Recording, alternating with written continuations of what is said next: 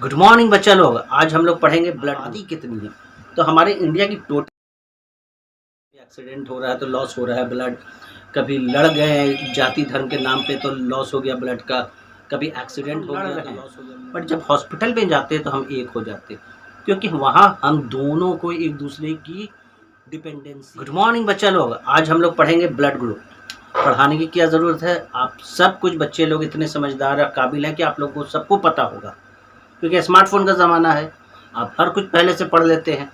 हम लोग का टाइम अलग था, जब बुक्स देखकर पढ़ते थे, समझ में नहीं आता तो सोचते थे कि अगले दिन ट्यूशन जाएंगे तो वहाँ सर समझाएंगे तो समझ में आएगा।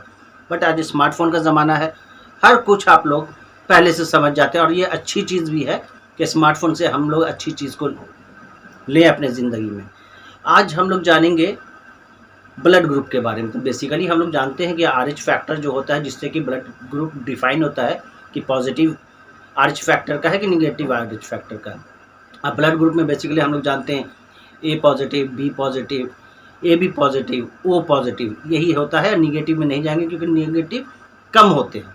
तो पॉजिटिव में जो होते हैं, तो हम इंडियंस हैं।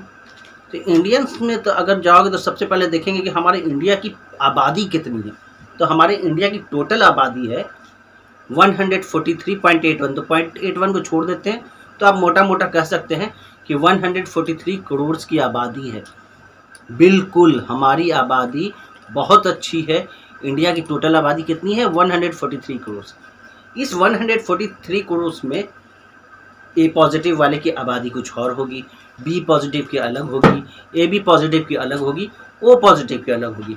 तो यहाँ पे कुछ मैंने लिखा है, शायद आप लोगों को बोर्ड पे ना दिखे, बट मैं जो बोल रहा हूँ उसको ध्यान से सुनिएगा। ए पॉजिटिव टोटल, मैं इंडिया की बात कर रहा हूँ, ए पॉजिटिव टोटल इंडिया में 30% लोग हैं। मतलब कि 143 करोड़ में से 30% जो है ब्लड ग्रुप इंडिया में वो ए पॉजिटिव का है। बी पॉजिटिव की अगर बात लें तो बी पॉजिटिव 8% है। ए पॉजिटिव कितने हैं? 30%। बी पॉजिटिव कितने हैं? 8%। ए बी पॉजिटिव कौन है?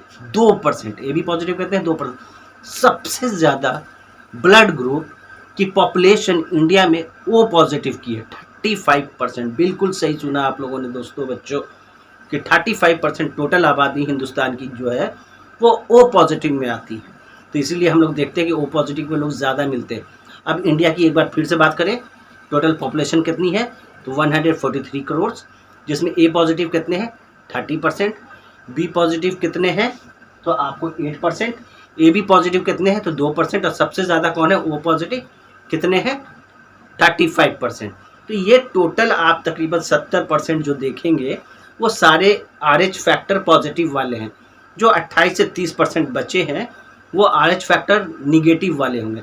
तो आप कह सकते हैं कि 70-72% जो टोटल आबादी का जो blood group positive blood group है वो 70 से 72% है, और जो निगेटिव ब्लड ग्रुप है, पूरे इंडिया की बात कर रहा हूँ, वो 28 से 30% है।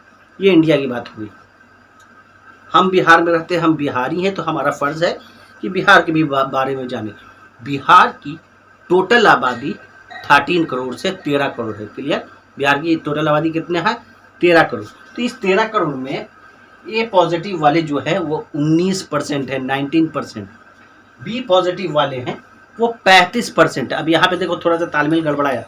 इंडिया की आबादी के हिसाब से देखोगे तो बी पॉजिटिव कम है, 8%। सिर्फ बिहार की आबादी के हिसाब से देखोगे तो बी पॉजिटिव ज़्यादा है, 35%। मतलब कि बिहार में बी पॉजिटिव वाले लोग ज़्यादा हैं। मैंने कहा सिर्फ ज़्यादा है, सबसे ज़्यादा नहीं। सबसे ज़्यादा बिहार में भी ओ पॉजिटिव है। कितने? 41%। ठीक है। और ए बी पॉजिटिव कितने हो गए? 5%। तो मोटा मोटा ये पता चला कि RH पॉजिटिव वाले बिहार में 96% है और RH निगेटिव वाले बिहार में 4% है। तो जो जब ये डेटा को तुम कंपेयर करोगे तो दो जगह वेरिएशन तुमको दिखेगा। अगर इंडिया लेवल पे जाओगे तो बी पॉजिटिव कम है, 8% है। बिहार के लेवल पे जाओगे तो बी पॉजिटिव ज़्यादा है, 35% है।